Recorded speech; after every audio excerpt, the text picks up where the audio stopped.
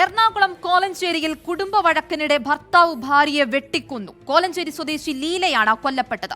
പ്രതി ജോസഫ് പുത്തൻകുരിശ് പോലീസിൽ കീഴടങ്ങി. കൂടുതൽ വിവരങ്ങളുമായി കൊച്ചിയിൽ നിന്നും എസ് ശ്യാംകുമാർ ചേരുന്നുണ്ട്.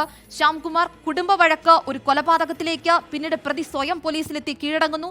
ഈ കേസിലെ മറ്റു കൂടുതൽ വിവരങ്ങൾ എന്തൊക്കെയാണ്?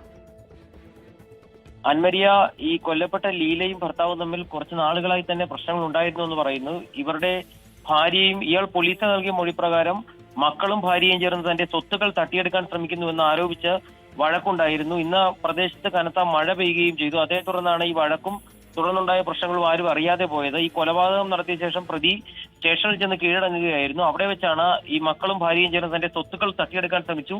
അത് എതിർത്തതിനെ തുടർന്നുണ്ടായ വാക്കുതർക്കത്തിലാണ് അടുക്കളയിൽ വെച്ച് വെട്ടുകത്തി ഉപയോഗിച്ച് കൊലപാതകം നടത്തിയതെന്ന് ഈ പ്രതി സമ്മതിക്കുകയും ചെയ്തത്. തുടർന്ന് പോലീസ് പ്രതിയുമായി വീട്ടിലെത്തിയ ശേഷമാണ് ഈ കൊലപാതക വിവരം അയൽവാസികൾ ഉൾപ്പെടെയുള്ളവർ അറിയുന്നത്.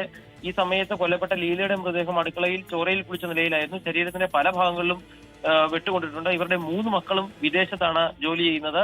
ഈ കൊല്ലപ്പെട്ട ലീലയും ഭർത്താവ് ജോസഫും ഉൾപ്പെടെയുള്ളവർ ഇളയ മകന്റെ കൂടെ ഓസ്ട്രേലിയയിലായിരുന്നു. 2 മാസം മുമ്പാണ് ജോസഫ് തിരികെ വന്നത്. ലീല ഏകദേശം 2 ആഴ്ച മുമ്പാണ് തിരികെ വന്നത്.